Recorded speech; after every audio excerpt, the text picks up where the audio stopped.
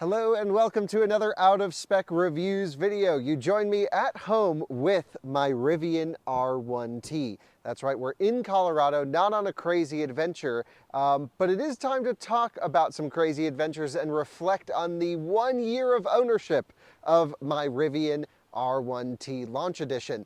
Exactly 1 year and 2 weeks ago, I took delivery of this truck at the factory in Normal, Illinois, and it now has well over 30,000 miles, lots of data gathered, and a ton of fun behind the wheel. If you don't want to watch the whole ownership report, where at the end I'll see if I recommend this to you, and I'll tell you what I think you should do if you should buy an R1T or R1S or a competitor product. The short of it is this is the best vehicle I've ever owned. Now, a lot of people say that and they've owned like Honda Civics and whatever, and then they get a Tesla and they're like, this is the best car I've ever owned. I'm really lucky enough that I'm able to drive everything, and I've owned some pretty cool cars over the years, some of which have cost way more money than this truck. And truly, this is the best vehicle I have ever owned by miles.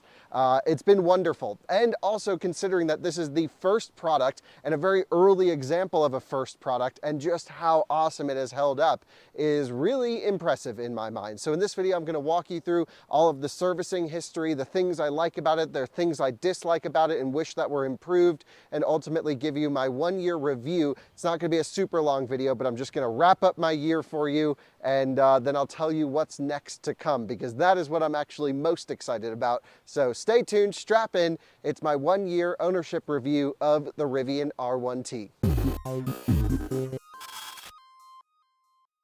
I want to thank Chesapeake Climate Action Network Action Fund for sponsoring today's video. Guys, remember last year we did a thing with these guys, CCAN, and it was incredible, and literally one of you won a Rivian R1T. All you did was go to evraffle.org, bought a ticket, and you literally won a truck, and I thought that was the coolest thing, so we're like, let's do it again, and this time the prizes are getting bigger and better. So not only can you, of course, enter to win a Rivian R1T or R1S now, plus $10,000 worth of charging. I mean, you could go a long ways with that.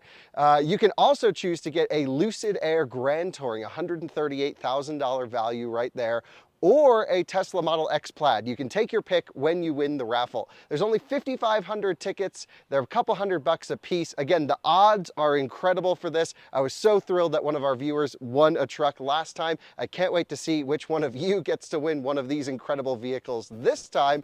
Again, head to evraffle.org, and a huge thanks to Chesapeake Climate Action Network Action Fund for sponsoring today's video. First thing I want to do is tell you about the specification on this truck, what exactly it is, and some other versions of Rivian that are just now coming on the market here in 2023 that might be worth considering.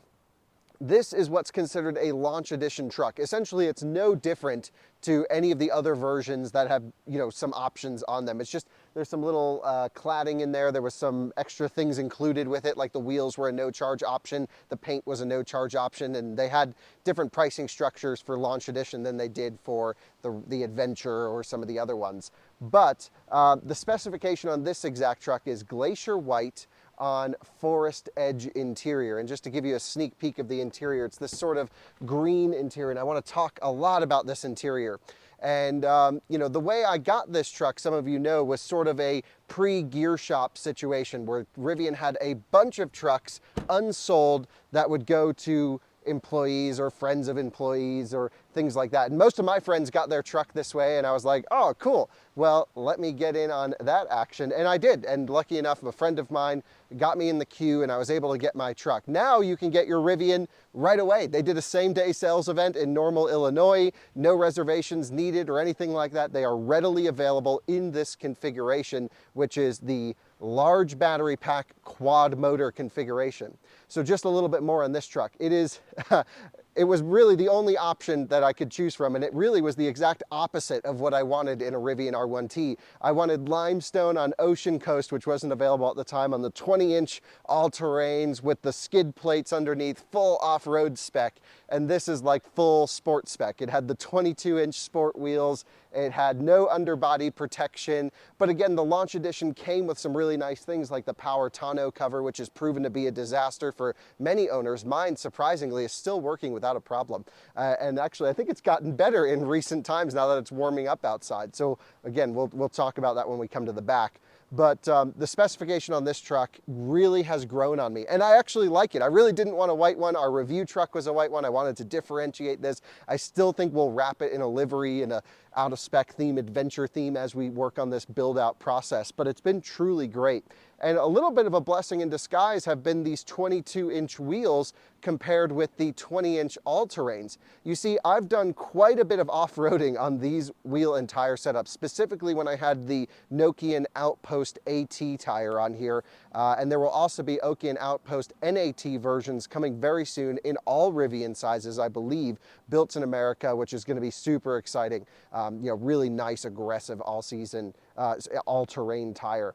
But on these 22s, I really did quite a bit of trail driving and really ran into no major issues. I scraped one wheel on a rock, but other than that, we've had wheels in the air, 6 feet in the air, teeter-tottering this thing, really sending it off-road, and it's done it all on 22-inch wheels, which has just been pretty impressive, but that will be changing soon.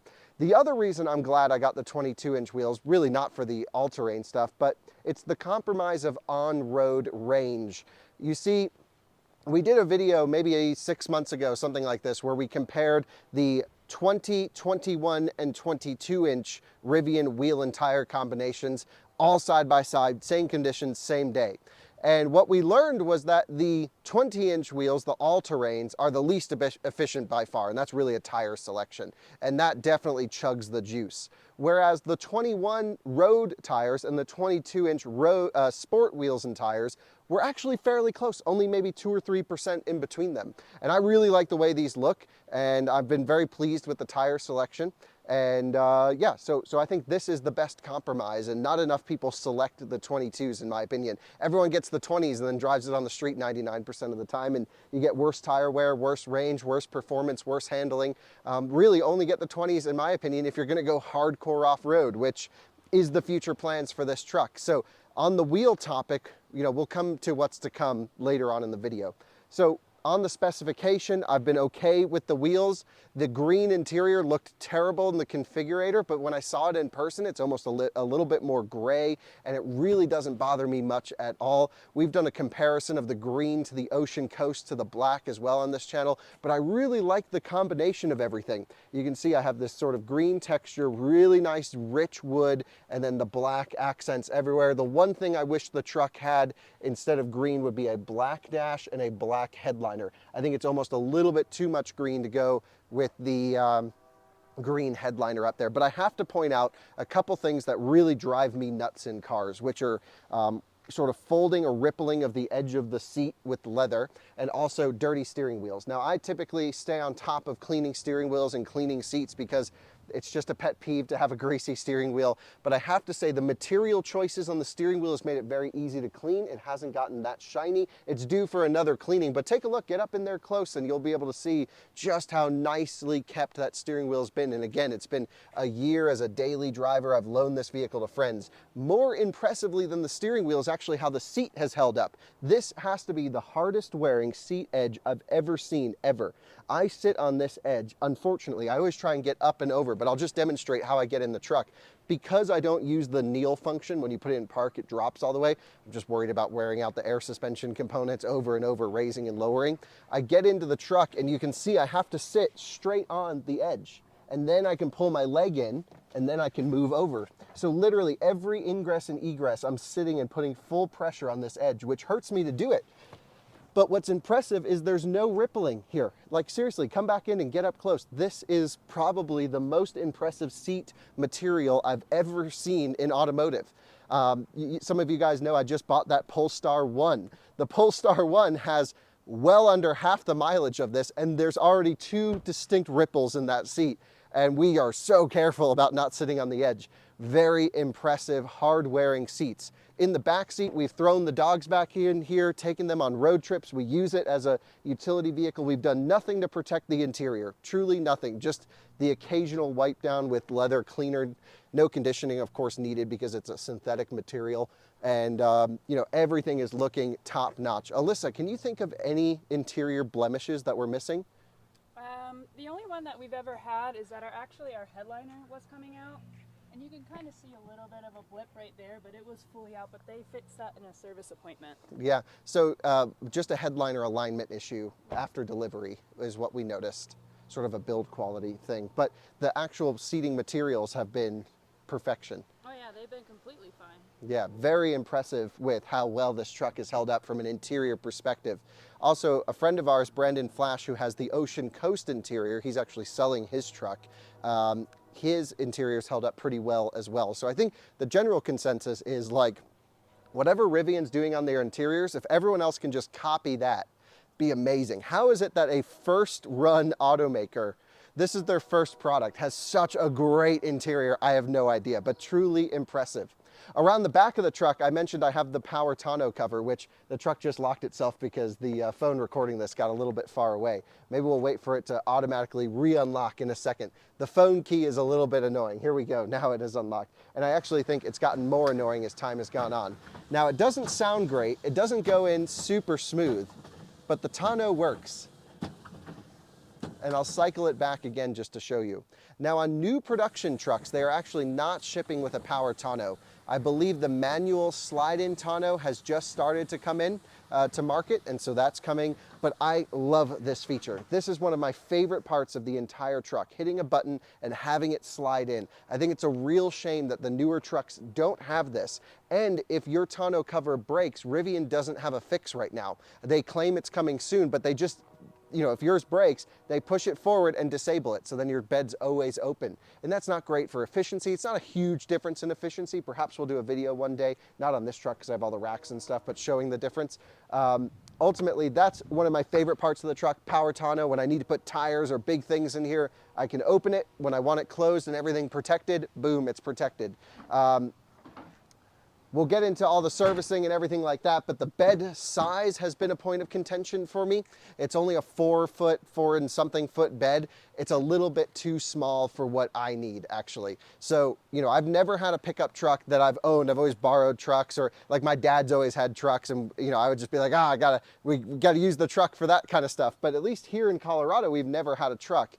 And what's interesting is how much I actually need a truck after having one. I really use this thing like a truck. I'm putting so much various stuff back here, anything from hauling big batteries around. I've hauled my Twizy in the bed of this back from Michigan, drove all the way out there, and my Renault Twizy fit perfectly, just drove it right into the bed. The tire was just sitting right on the edge here. It was literally built for it.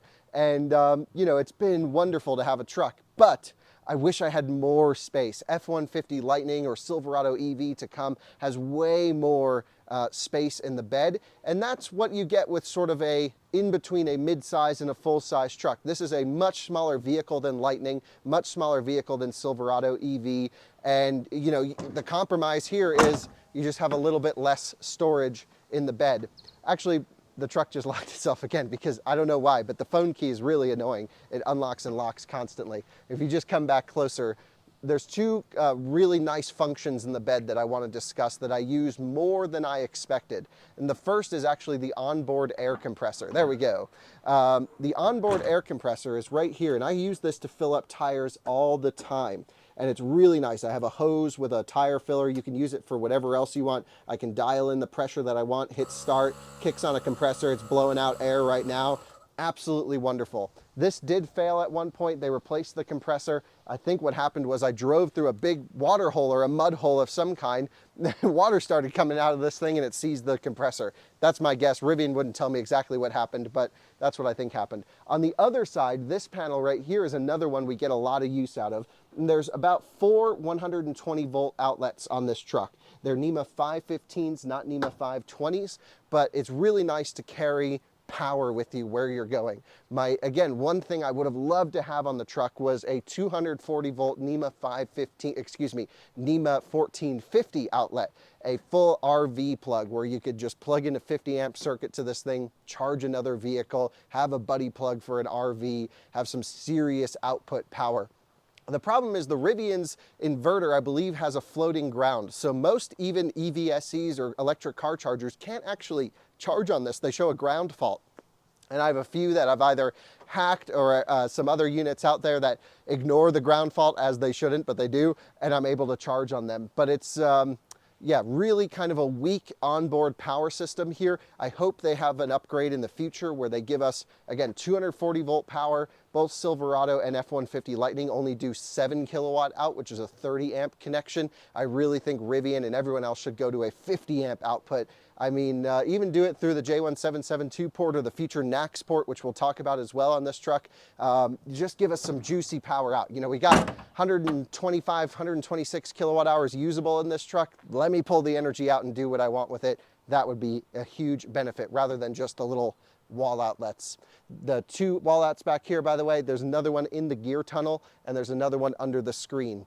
That's really kind of about it around the back in terms of just a quick tour. I want to talk a little bit about what I've done with this truck since we've gotten it. So we've done a lot, and we're really fortunate where we purchased a lot of vehicles about a year ago, kind of all in the same few month span. We first got Alyssa's Audi e-tron, we then got this truck, and then we got the Model S Plaid.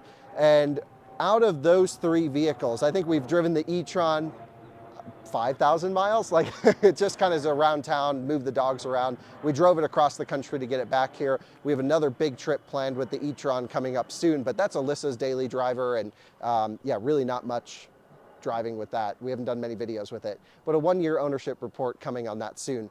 Then we got this truck, which has just been the one we choose to drive all the time. And then the Model S Plaid, some of you know, had just like a bunch of problems and issues and all these things. Not really Tesla's fault, but if you know the story, you know the story on that car. Again, a 1-year ownership report coming next month once we hit a 1 year with that vehicle. And out of all the vehicles we're very fortunate to have access to, this has remained, even including sometimes when we have test cars, this has remained the vehicle that I get into the first time every time. We'll have to check the exact mileage for you on it, but it's well over 30,000 miles. And what have we done in those 30,000 miles? Well, again, the first thing we did was a road trip on day 1. We picked it up in Normal, Illinois, stayed around the factory, got to see the factory, did a tour, met a whole bunch of Rivian employees. It was truly a great delivery experience, one I will never forget. We have a whole video of that, of course, on this channel. We then took this truck to Colorado. We came back here, and literally the next day we went wheeling for a whole weekend up in the mountains, hardcore off-road, tearing this thing up in dirt, using it as intended. And then since then we've just done a multitude of things. We've done, again, lots of adventures, lots of off-road. We've done a ton of highway miles, mostly highway miles in this thing. We've towed on 3 major road trips now. We've towed from here, well, from Washington, what's the city? Seattle, Washington, to Denver with the Leaf. We picked up the Leaf there, we towed that back, so that did a round trip there. It's then towed the Lucid to California, our friend Peter's Lucid, and then we towed the trailer back. And then we just recently did a whole towing trip from here in Fort Collins to LA to San Francisco, and then back to here, 3,000 miles just on that one trip. So out of the 30-something thousand miles on this truck, I want to say 10,000 miles of it has been towing mileage. So truly, I've been using it as a working vehicle for us. And I guess we'll touch on how does it tow. There's a few issues with that. I guess other than the towing stuff, just to finish up on what we've done with this vehicle, we've taken the dogs out on road trips and adventures. We've put muddy dogs in the back of this thing. I've used it as a daily driver. It's the vehicle, again, we hop into if we just want to pick up Thai takeout food. We jump in the Rivian and go over there. The size of the truck, the power, the suspension, the interior makes it one of those singular vehicles that can do everything.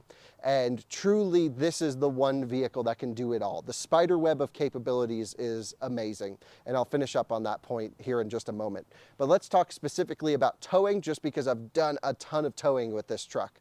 The first thing is you hook up a trailer to this truck and you don't notice it. It's got, 830 something horsepower, absolutely insane towing performance. The suspension bumps up the rear to compensate for some tongue weight. The whole thing is leveled out, stable. I have different adjustments on regen. I have a built-in trailer brake controller, which is really key to have because my trailer has a dual axle braking system, which works perfectly with the truck, and I've dialed it in where it's all great. Early on with the truck, the towing actually was pretty poor in terms of the powertrain performance. We would overheat the inverters on steep downgrades. We'd basically get, coming down I-70, maybe a mile of regen, and then it would coast, and we've shown this on road trips before. Now, actually, just through some software updates, through some magic, the truck has so much stronger regen for so much more time that it has meant that my actual range while towing in the mountains has increased significantly. So just the improvements there. And what I am hearing is there's going to be a huge towing update coming to help us with predicted mileage remaining, because the guessometer in the truck with the trailer is just so bad. And we have a video coming on Out of Spec Motoring this weekend showing you all of this, the California towing trip from a couple weeks ago. So truly, it's been wonderful. There's a couple things that, well, first of all, the one last thing I love about towing with the truck is up here, and that is the charge port location. It is key, I think, to have a front charge port location while towing, at least with today's infrastructure. The reason I say that is I'm able to finagle this truck into a charging station, get it near a charger, and able to actually get it to charge without unhooking sometimes. Now, if we're in a busy parking lot, we do unhook because we'll block people, but a lot of times we're towing through the middle of the night, which is kind of a trick, so that no one's around. You don't have to unhook. If it's 2 o'clock in the morning, no one's going anywhere. And so that's really the key of travel. The downsides of towing with this truck are also quite big. Towing with an electric truck it's not what it's optimized for. It's the worst use case for the vehicle. You get such little range. With an open trailer with a car on the back, you can pretty much cut our normal range in half, or maybe cut it by 40% if it's slightly aerodynamic.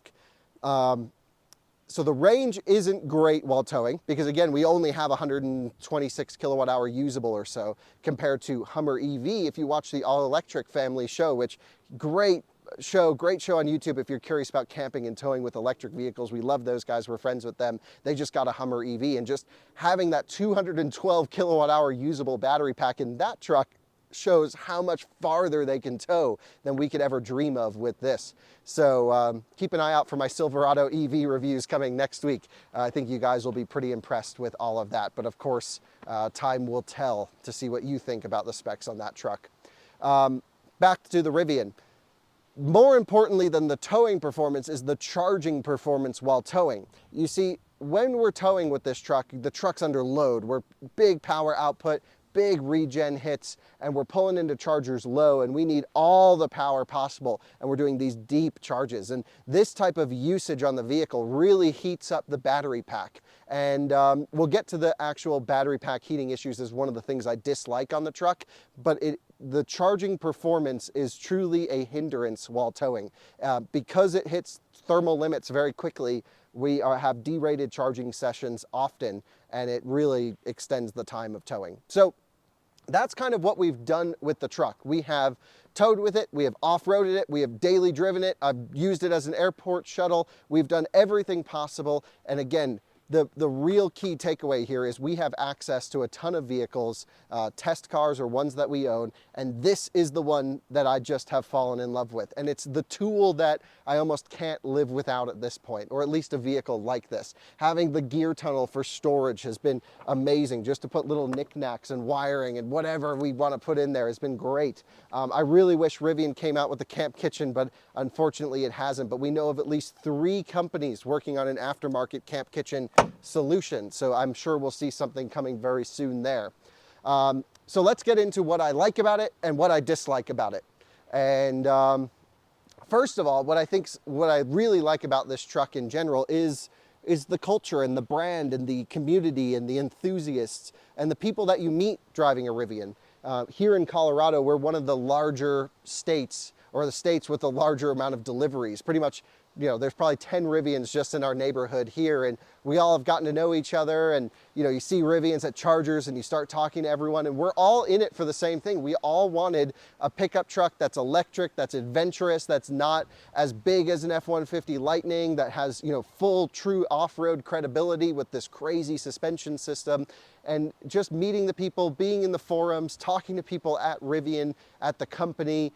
It's a great culture, it's a great brand, and it makes you feel good to drive the truck. That's my impression. So I really love that I own one and that I get to meet these cool people out at charging stations or Rivian events and meetups, and hope to do more soon with the Rocky Mountain Rivian Club, etc. The next thing I love about the truck, number 2, is the suspension. The suspension is truly next level and truly insane. Yes, it makes a tiny bit of chirping noise, and it has gotten slightly worse since I've gotten it. It's something you don't really notice unless you hit a big impact like a speed bump or you're off-roading. But the ability to turn this truck into a soft, almost Rolls-Royce-like, comfortable cruising behavior out on the road, all the way to sports car on the track or for a canyon, where it can lower down, it can stiffen the damper, it has hydraulic load, basically sway bar, if you will, where the rebound and the compression and the rebound are linked interchangeably on both sides with a variable compression of the hydraulic fluid to combat roll stiffness, or to increase roll stiffness or decrease roll stiffness, has been insane. I can take this truck in full comfort soft mode and with the touch of a button hit an on-ramp on a highway where I'm getting full oversteer on power right on the edge of the tire, and then go back to a nice comfortable cruiser. That's impressive technology. But even more impressive than that is I can then hit another button, raise this thing up, get 15 inches of ground clearance at the lowest point, and then take it crawling and go over some serious obstacles. And yeah, I mean, I've sort of done more than the truck's qualified for. I've bottomed it out at max suspension and stuff. And again, I don't have the extra skid plates, but I've never had an issue even with the factory underbody protection. And I've bottomed this thing out a bunch. So I'm not sure it's even needed for most Rivian owners to get the off-road pack with all of that stuff. The one thing that has been very useful in terms of the off-road cred is these towing eyes, front and rear, the hooks.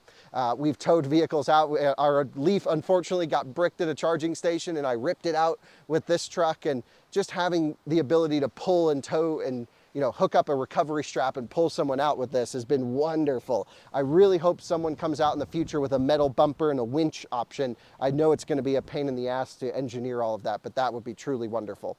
So again, first thing I like is the culture and the brand. Second thing I like is the suspension. The third thing I like, I got to refer to my notes because there's so many. So we'll pause this clip right here because I'm drawing a blank. I'll refer to my notes and then we'll come back to it. Okay, now that I'm refreshed, I did actually write down the 5 things I liked about this because I knew I would forget in order. Very rarely is anything I do scripted, but this was the only one. I gave myself some notes. The software is huge.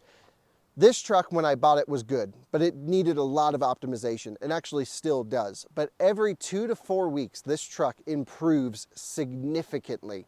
And even so, one of the reasons I really wanted to get the truck was we know some of the software guys at Rivian. I've done some meetings with them. I've told you about them. When there were some issues with the battery performance, I was able to talk to the engineers and figure out what was going on. And they've definitely massaged the thermal derating and have improved that massively.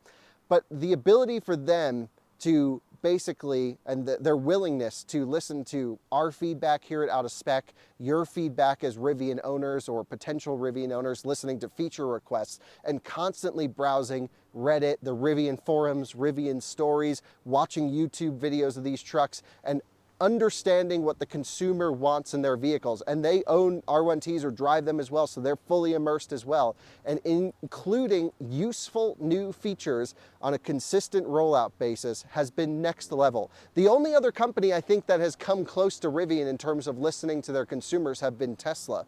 But to be totally transparent, you guys know I love Tesla. I own 2 of them. I think they're wonderful. I think Rivian's done an even better job than Tesla, at least early on, to listening to consumer feedback back and providing useful and well thought out holistic software updates. Things that maybe should have launched with the truck, which is like the ability to precondition and heat the seats and cool the seats from your phone. But guess what? That came and now it works and it's awesome. We have pet mode now, which is another thing that I like. So here's the fourth item on the list is pet mode or pet comfort, where I can leave the dogs in the car, can monitor the temperature, and can make sure they're nice and cool inside. That is one of the most convenient things on a road trip, where you plug the truck into a charger. Again, pet mode came through an over-the-air software update, and we leave the dogs in there and we don't really have to worry.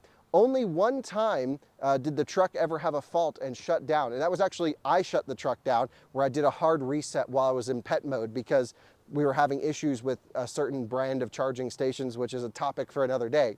And I reset the truck to get it out of turtle mode because it went into a fault state to protect the battery from what the charger was giving it. And I instantly got a text message on my phone, not a notification from the app. I mean, yes, maybe I did, I can't remember, but a physical text message came in and said, alert, the truck has an issue, pet mode is stopped, return to your vehicle as soon as possible. I forget the wording, but I was like, damn, that's awesome. Because sometimes you turn off notifications for your vehicle's app, and I just love that they went, nope, we're gonna send you a text. That was wonderful, and it worked out really well. So I love that feature. There's many other things that I love about the truck, and really just the last point here is, you know, creative storage. You have the front trunk, the gear tunnel, the under seat storage in the back, which is great. I guess the topic of the front trunk is, I'm always one saying I don't really need a front trunk in a vehicle. I don't use it very often, and that's very true of my Tesla vehicles. I just don't use the front trunk often. In this, I do. And I think it actually comes down to something pretty silly. You can see the temperature, wild temperature changes have left some condensation in here. That's the first time I've ever seen that. Have you ever seen that? I think one of these was wet. Oh, okay. Wet. Okay, we may have put some wet items in here then. But it has a drain at the bottom, so nothing to worry about.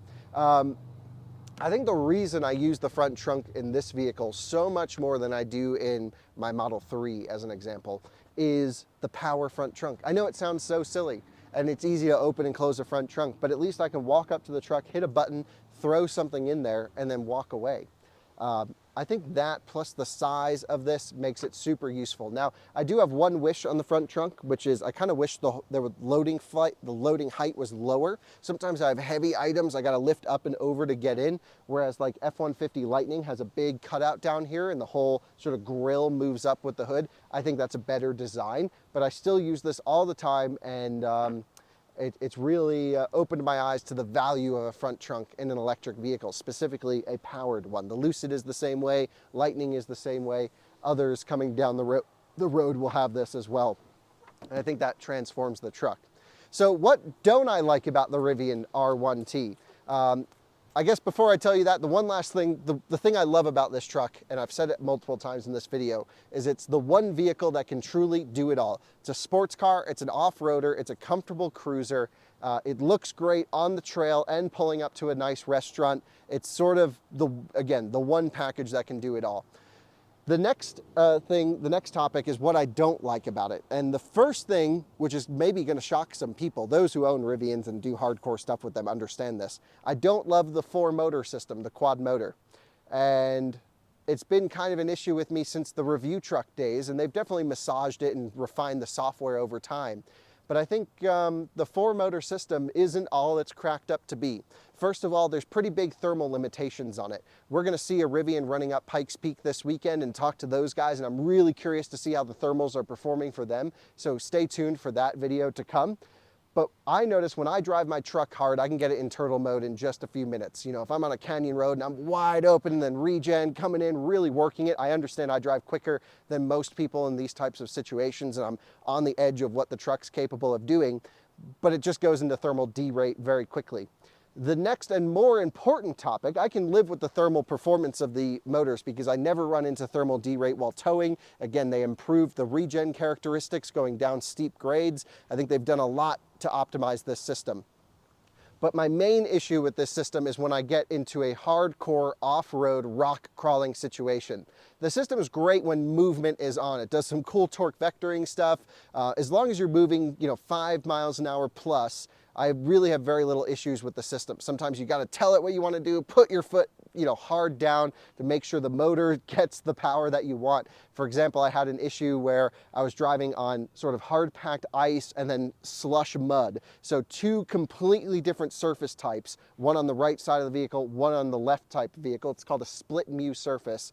And the truck had a really actually hard time calibrating where all the power went in this split mu situation. And what would happen is if it applied power to the wrong motor instead of the correct motor, the truck would actually start to slide quite significantly.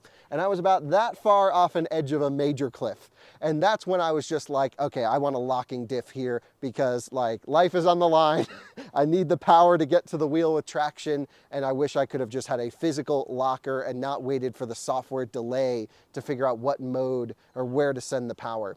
The next major topic that really bugs me about this is when we're going low speed off-road. That's my main issue with this truck because it's a lot of what we do here in Colorado. A lot of rock crawling, a lot of hardcore technical, low speed, big grades. And for an electric motor standpoint, yes, they make a lot of power at 0, but it's actually really hard for them to get from 0 to 1 RPM. It requires a lot of current to get the thing to start spinning.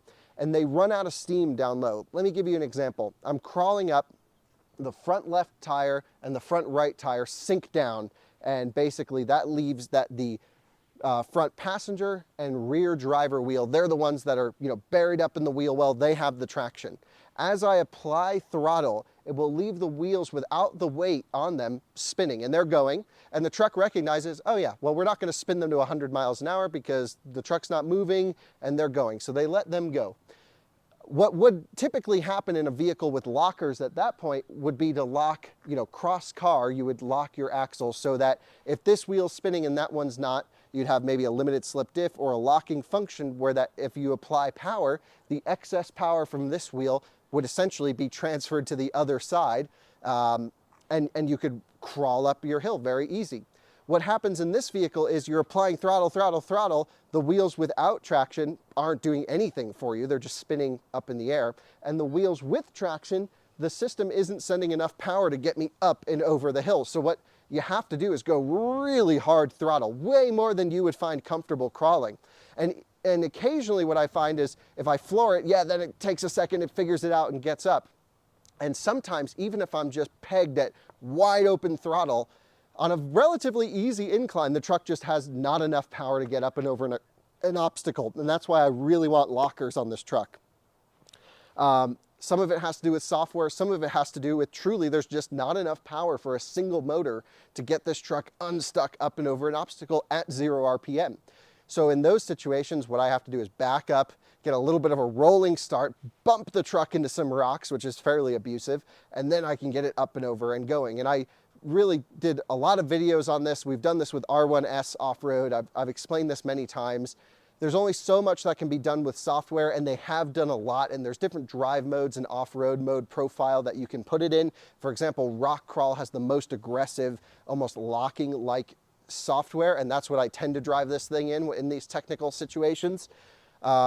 But I noticed some people who go in the sand dunes or who do some general, light off-roading, they don't run into any issues with this, and truly you won't. It's only when you get into crazy terrain that the four-motor system kind of falls apart, and that is probably the main thing I dislike about the truck from an off-road perspective.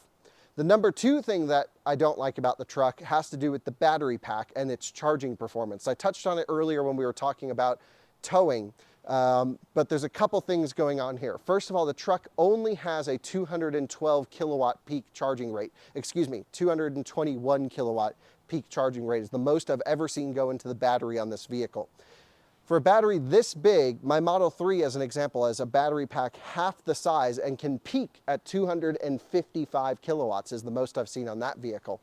So some of that limitation has to do with this truck using CCS as the connector, and CCS typically has a 500 amp limitation in its current implementation today. So this truck does request the full 500 amps. When I first got it, it only requested 450 amps, and you remember we made some videos about this, and then Rivian unlocked the 500 amp charging profile, and it's been great to get 500 amps into this truck, but truly this truck, to compete with its competition, Hummer EV charges at 365 kilowatts, needs to have an 800 volt system architecture, it needs to rip. Or since now they're going to open up to the North American charging standard, it needs to allow the full current like Tesla does, 670 amps or even above on this truck to go. The problem is, even at the 500 amp level profile, and especially if we go up from there, the thermal systems on this battery pack cannot handle the charging performance. What I mean by that is I might get one good charging session in a day, and then as soon as I'm off to the next charger on a road trip, which is when I use DC fast chargers when I'm on a trip hopping charger to charger, I get huge thermal derating. Now, early on when this started happening, Rivian implemented a software function that showed slower due to battery cooling. It was a message that would come up, you'd hear the air compressor rip, you'd notice the charging would go slower, and it would tell you it was because of the truck's battery being hot. Magically, of course, we started complaining about that, so did a whole bunch of other Rivian owners. They removed that, I think to sort of quiet down complaints of people with their trucks overheating. So that message is removed from the truck as far as I can tell. But I still notice huge drop-offs of charging performance where the truck should be charging quickly. Now, I have some ways to access the data on this truck, and I can see as soon as I hit 55 degrees Celsius max cell temp, it starts to derate. Now, what Rivian's software team has done is completely changed the derate profile from early on. I have clips of this truck derating down to 3 to 5 kilowatts, basically not charging at all, letting it cool down, and then coming back up and charging full speed and doing this huge oscillation due to temperature. What they're doing now is they kind of pull us back dynamically to about 100 kilowatts, then 120. Once it cools down, then we'll go up a little bit if it can catch up. But it still is crazy to me that 125, 126 kilowatt hour battery pack hits max cell temperature, and the cooling architecture cannot keep up with its charging performance even today. Now, some Rivian owners speculate that my truck might have a specific issue, but Brandon Flash has noticed the same thing on his truck, which is a much newer vehicle than mine. So maybe it's a conditions thing, maybe it's how we're driving or using our vehicles, or maybe truly it is a malfunction with this vehicle. But Rivian claims everything's fine with my battery, it's operating normally. The engineers have logged into my truck and we've dove into this issue with them. And they're like, yeah, no, we're just gonna massage the software. I truly think this is how Rivians charge, because we've seen it on at least 3, 4, or 5 different trucks now. My friend Will's truck behaves the same as this vehicle does here. So it's charging performance from a thermal perspective. Number 2 thing, yeah, really not into. Okay, let's think about the other things that I dislike, and I gotta refer to my notes. Those were the 2 big ones. Let me refer to notes and I'll get you the last few things. I'll breeze through the next ones. The first is Rivian Driver Plus has received a lot of updates and it's gotten okay for highway driver assistance. It performed very well in our hogback test, and it's probably due time to do another repeated update with Driver Plus. The problem for me around here is, and especially where we like to go with this vehicle, is the Driver Plus lane centering function is only available on mapped highways, pre-mapped highways. And what that means is driving around here in northern Colorado, many roads, including our main highway, because it's been shifted from construction, is not available. So when we were driving this, and it's also not available with a trailer, which is somewhat understandable. But I was driving this the other day down to Denver to go to the airport, and like halfway down the highway it goes back to the original road when it was mapped.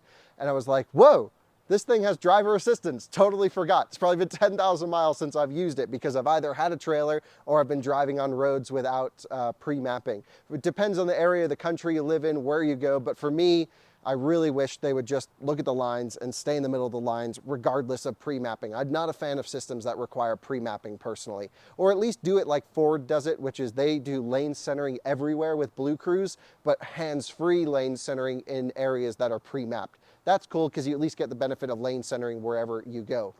The next topic was route planning.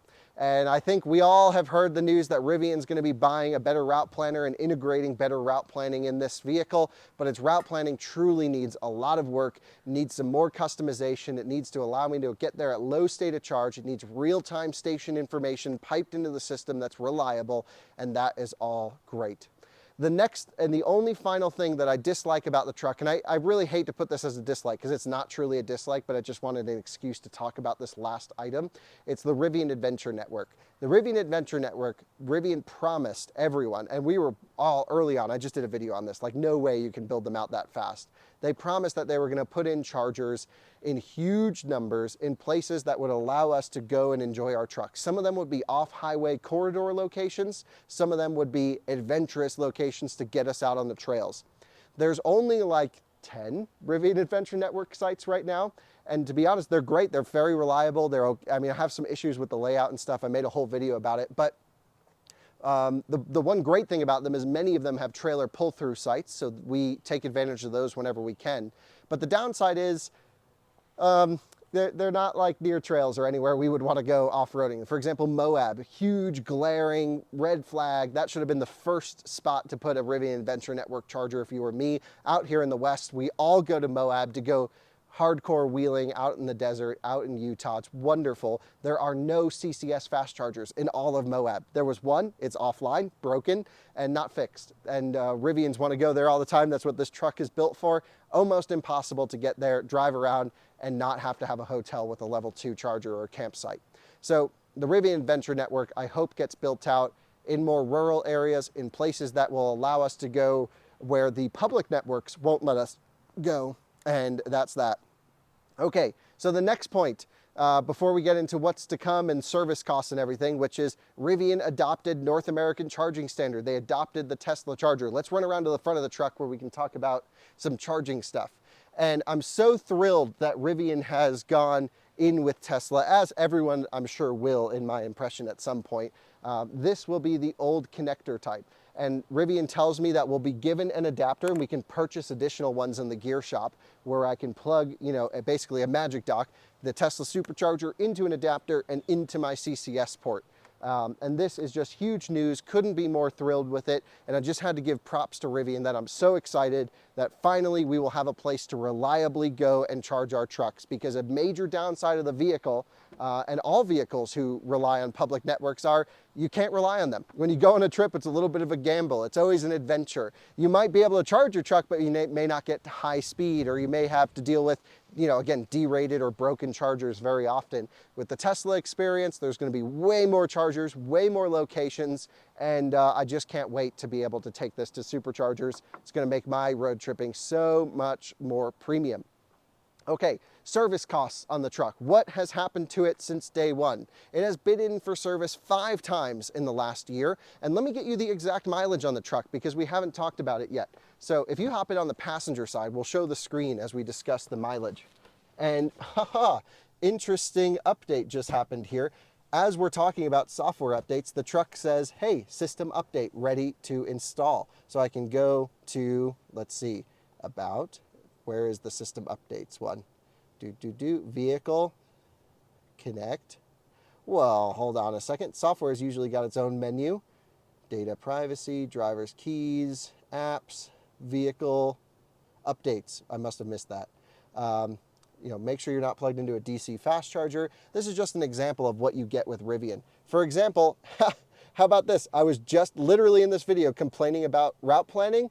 Now we have the first phase of integration with a better route planner. So that's how quickly Rivian's listening to our feedback and adjusting right here in real time. Also an entirely new phone app right here.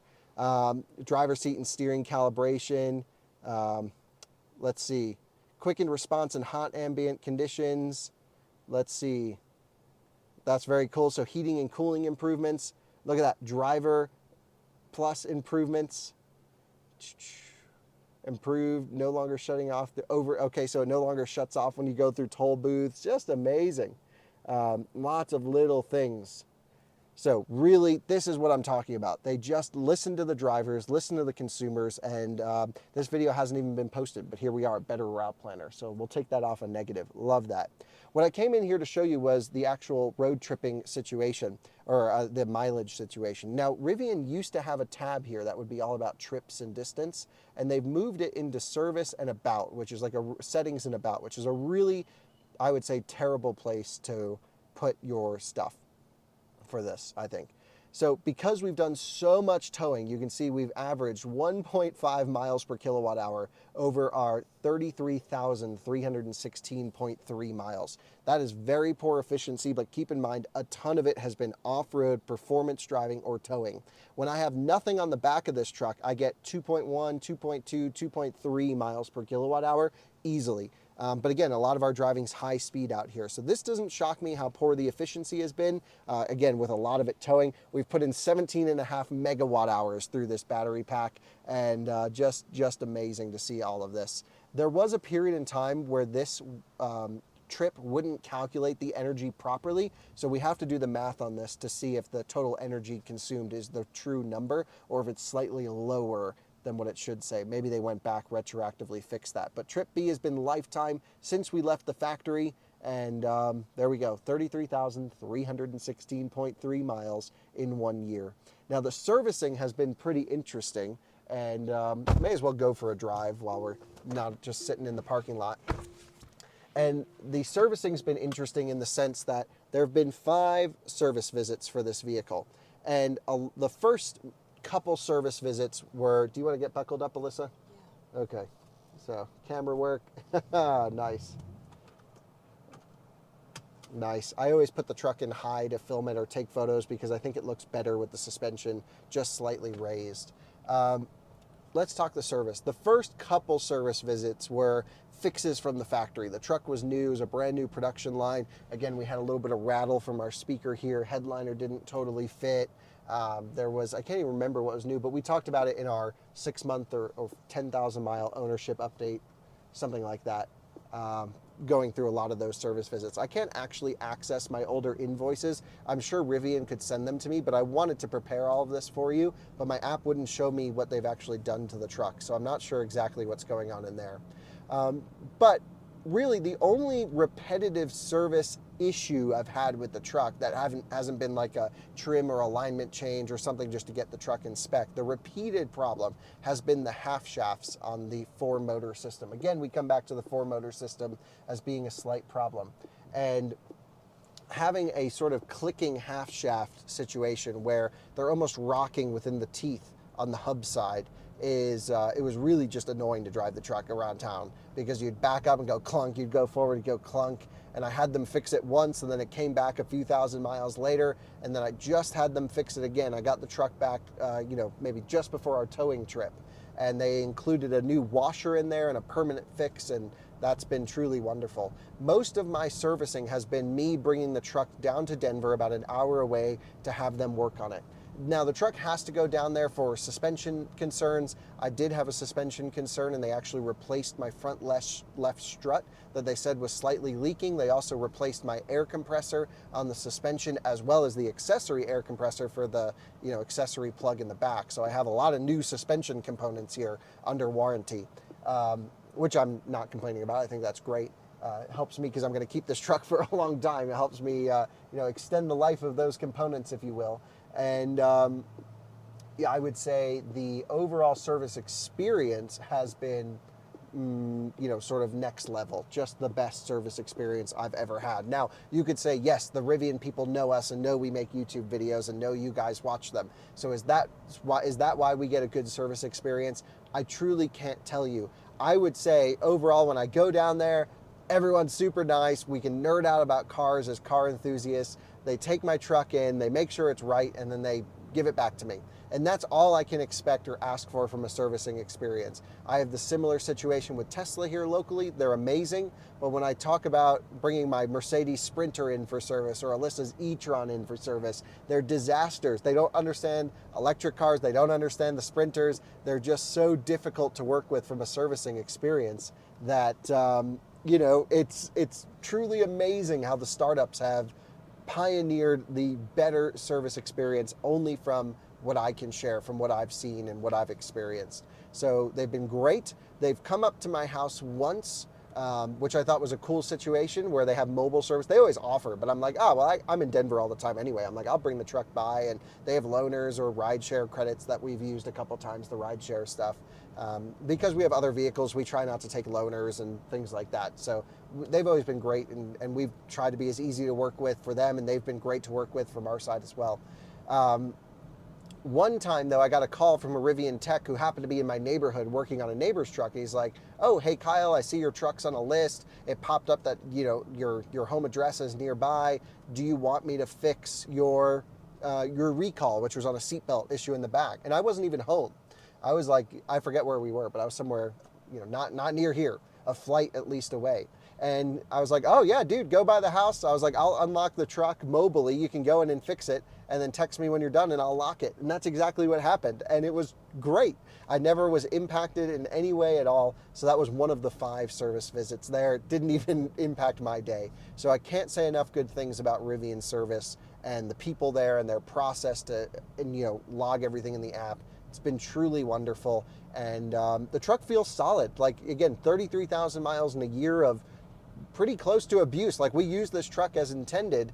It's just starting to develop small little rattles in the dashboard. I noticed over some crazy washboarded roads, but it's been held together amazingly well. And again, truly the only repeated issue I've had have been on the half shafts, and Rivian tells me this new washer fix should really fix quite a bit. So sort of the next topic is, what have we done with this truck, and what are we going to do with this truck? And first of all, I hope you saw throughout the beginning and middle of the video when we were outside, we've already installed some modifications, and that's not going to be stopping. Again, a year to benchmark the truck and use it has been great. Now I want to turn it into an off-roader, an overlander, a vehicle we can go out and explore, ship it to Iceland or ship it to Europe and go do some cool adventures with it. And the first thing is this Overland rough racks up here. We've done the full roof rack as well as the bed rack system from Sam. We have a whole hour-and-a-half long video going through the install process. Check it out if you'd like. Those have been amazing, and it really allows us a base to start the build process off of. And so what our plan is to do is to put a rooftop tent on the back. We are going to, rooftop tent, accessories, dog accessories, a whole bunch of other stuff. Max tracks up here, which we need because occasionally I get the truck stuck. We got the light bar up there from Rigid Light Bars. It's just been really fun to start kitting this thing out. Most important next upgrade will be an all-terrain, sort of an off-road wheel and tire setup. We're going to go with Martian wheels coming soon, so you'll see a video about that coming. It's a new wheel that Drew is offering for Rivian owners, built specifically for Rivians, built, forged for hardcore off-road performance. I don't know much about it. I have only seen it once, but give it a couple weeks and we'll have a full presentation available to you on the new Martian Rivian wheel that I think is just going to be next level, and also functional and reasonably priced for what you're getting. So it's really fitting into, I would say, the perfect point in the market, and I think it looked really cool from what I saw, but I haven't seen it with a tire on there yet. So coming soon, and stay tuned for our announcement video, if you will. Of course, this is a teaser. And so that's really what's to come. I'd love to get a winch on this thing with a metal bumper when someone makes that. I'd love to maybe get some skid plates. We have the rock sliders coming from DCE very soon. And overall, then it's just about having fun with this thing, maximizing what we can do with it, figuring it out, and going hardcore. There's a few different Rivians on sale, so before if I tell you what I recommend, let's just walk through the future versions that are coming. The first is what I think is almost most interesting, is going to be the LFP base battery pack. That might be the one to go for like 80% of people, because this truck has a ton of range. You'll notice I only charge it to 50% every day because I don't like to let the battery sit high, which is a new software function where I can have a slider and set the truck to charge wherever I want. Again, my truck always sits at relatively low state of charge when I'm not using it, but when I do use it, I use the hell out of the battery pack. I paid for it, I'm going to use it, but I'm not going to let it sit at 80, 90, 100% for long. So that's interesting. The LFP battery pack could be more durable, more cycle life, perhaps better charging, perhaps better thermals, and a better price point. This is, again, the large battery pack with the 4 motors. There will also be a dual motor version that I'm very much looking forward to trying out. I hope to be able to drive it soon and see if it's better in some ways than the 4 motor. I hope it's a little bit quieter and more efficient, which is what I'm kind of hearing it's going to be.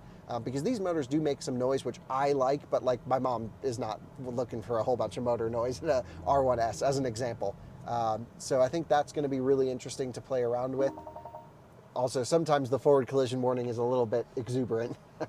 It goes off for no reason occasionally. Yep, so that'll be interesting. And then what I'm most interested in seeing is what the heck is going to be in the max pack. Is it going to be truly 200 kilowatt hours usable? What's going to be in that battery pack? Will it be high voltage? How will it charge? Will it be, we don't know anything about it. And I think that's what I'm holding off for, to figure out what to do. I think ultimately we're going to keep this truck for the foreseeable future. We were lucky enough to have it early. We've done a ton of miles in it, and we're just not going to sell this one.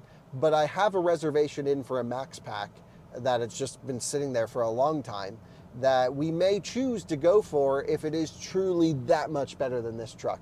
If it is not going to be that much better, next level tech, next level usability, then we'll just keep this as the Rivian, and this will be our main adventure vehicle. But if it's got like twice the capacity, twice the towing range, twice the charging performance, I hope it does. We'll have to see. Then that's worth getting another truck for those types of situations, because I do use this truck well beyond its normal capabilities often when charging and towing. That's when it feels limited to me. So those are the versions to keep an eye on. The dual motor powertrain should be really interesting. The big battery's most interesting to me. And then of course the smaller battery pack is going to be the one most people will go for as a general daily driver. So would I recommend that you get a Rivian after my 1 year with it? Well, I would say it's the first thing I tell people to go and get when they say, hey, I want a premium electric vehicle for here in Colorado. It's just, I've told my whole neighborhood, a lot of them have them now, like this is the perfect vehicle for here, because it's so nice and buttery smooth to cruise around town, and we have some poor roads as well. Nice Model S on Martian wheels, actually. Not my truck, with Arizona plates. Whoa, that looked good. Okay, so we got some other Tesla enthusiasts in town this week. I don't know who that is, but that car looked awesome. Lowering links and stuff, that thing sat great. I recommend this vehicle to everyone. Truly, it is one of the best vehicles ever, and it's just shocking to me that this is the first product that Rivian has ever produced, that it's built this well, it's held up this incredibly well. Again, my only major concern was with the half shafts. If that's my only major concern, they're doing pretty damn good. They've had the best software releases, a proof right here in this video when we had the other software release come in. I'm going to update my truck as soon as we get home, and it's been next level. Having a Rivian R1T has changed the way I've thought about getting around and using a vehicle, and being able to have one car to truly do it all, which is, I keep saying next level, epic, all these words. It is one of those great cars, great trucks, great pieces of automotive history that will forever change the trajectory of electric vehicles, I think. Truly a huge impact on the planet, because we have so many more people who would have never considered driving electric, driving Rivians and enjoying them and changing the perception of what electric can do. And they've been wonderful at it. So can't thank the Rivian engineering team enough for making such a great vehicle. Again, I said it at the beginning of this video, and I say it all the time, the best vehicle I've ever owned objectively. It doesn't mean it's the one I love the most. I love the Polestar and I love my old classic Range Rover more, but those are inherently really not good cars in many ways. Polestar 1's really just complicated and feels like it's going to explode at any moment. Judy has exploded many times, the old Range Rover. So, in terms of when I think objectively, this is just it. This is everything you need in a vehicle, and cannot recommend it highly enough based off of my experience. So there you go, my 1 year with the Rivian R1T. It's been truly amazing. It's the vehicle I drive more than any other in the driveway, and I can never get enough of it. And it keeps getting new and fresh with these great releases from Wasim and the whole team and on the software team at Rivian. They've been truly incredible. So thanks so much for watching this, what I thought was going to be a 10-minute video. We all knew. Sorry, but I'll at least put some chapters in. So just before we end the video, you have two items that you said I missed. Yes, so these little guys pop off the center all the time. caps. Yeah, the center caps. And we think we've traced it down to our car wash. Yeah, I think it's because of auto wash. And then it's a touchless, high pressure one. Yeah, it's hardcore. Yeah, but they fall off all the time. The last thing, and this has always been an issue, is that this piece right here always catches my hair and pulls it every time, and it hurts. Right, you get like one string of hair and it gets stuck in the seat. It hurts so bad. Okay. But that's it. I love the truck though. I wish we need to do a little bit more. I want to make it a little bit more dog friendly, because the back seat, and with the 2 dogs, they want to have the full back seat, so we got to figure out a solution for that. Yeah, but you drive the truck almost more than me sometimes. I know, I really do love driving the truck, and especially now with these on, people have more looks, because I mean, these are so popular around. Yeah. And then they're like, oh wow, that's a chick, and I'm like, yeah, that's a chick. This is a very feminine car in my opinion, but not to break anybody's heart there, but it's definitely... Well, you named it Brock. It is Brock the Jock. Yeah. Brock the Jock. All right, well, thanks for that, Alyssa. We'll end the video.